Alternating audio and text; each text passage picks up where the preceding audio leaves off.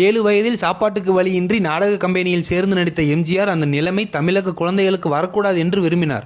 காமராஜரை தன் தலைவராகவும் அண்ணாவை தன் வழிகாட்டியாகவும் கொண்டிருந்த எம்ஜிஆர் காமராஜர் கொண்டு வந்த பள்ளி குழந்தைகளுக்கான மதிய உணவு திட்டத்தை விரிவுபடுத்தி சத்துணவு திட்டமாக அறிவித்தார். காமராஜர் அறிமுகப்படுத்திய திட்டத்தில் குழம்பு, காய்கறிகள் போன்றவை கிடையாது. அது பசிக்கான உணவு மட்டுமே. ஆனால் ஆரம்பம் முதல் தன் வாழ்வில் உடல்நலம், உடற்பயிற்சி ஆகியவற்றில் ஈடுபட்டு வந்த எம்ஜிஆர் குழந்தைகளுக்கான சத்துணவு திட்டத்தில் அவர்களின் உடல்நலை காக்கும் சத்துகள் இருக்க வேண்டும் என்று விரும்பியதால் இத்திட்டத்தில் சோறு, பருப்பு, காய்கறி, கீரை ஆகிய அனைத்தும் கலந்து சமவிகித உணவாக வழங்கப்பட்டது. எம்ஜிஆரின் சத்துணவு திட்டம் பிறந்து 4 மாத குழந்தை முதல் 17 வயது மாணவர்கள் வரைக்குமாக சேர்த்து திட்டமிடப்பட்டுள்ளது. 4 மாத குழந்தைகளுக்கு சத்துணவு மாவு உருண்டை காலை 11 மணிக்கு வழங்கப்படும். அதை தாய்மார் வந்து வாங்கி குழந்தைகளுக்கு ஊட்ட வேண்டும் என்று அறிவித்தார். இப்போது அந்த நிலை மாறிவிட்டது. சத்துமாவு பாக்கெட்டுகளை தாய்மாரிடம் வீட்டுக்கே சென்று கொடுத்து விடுகின்றனர்.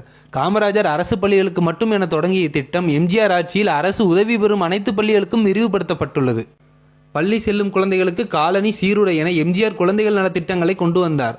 பள்ளி குழந்தைகளுக்கு இலவச சீருடை வழங்க பிரதமர் ராஜீவ்காந்தியுடன் உதவி கேட்டு போயிருந்த போது அதிகாரிகள் காலம் தாழ்த்தினர்.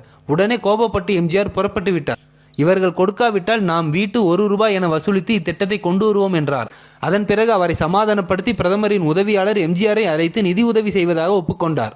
இந்த துணிச்சல் எம்ஜிஆர் கூட பிறந்ததாகும். அவர் தான் செய்ய நினைத்ததை செய்து முடிக்க வேண்டும் என்ற முனைப்புடன் செய்து வெற்றி பெற்றவர்.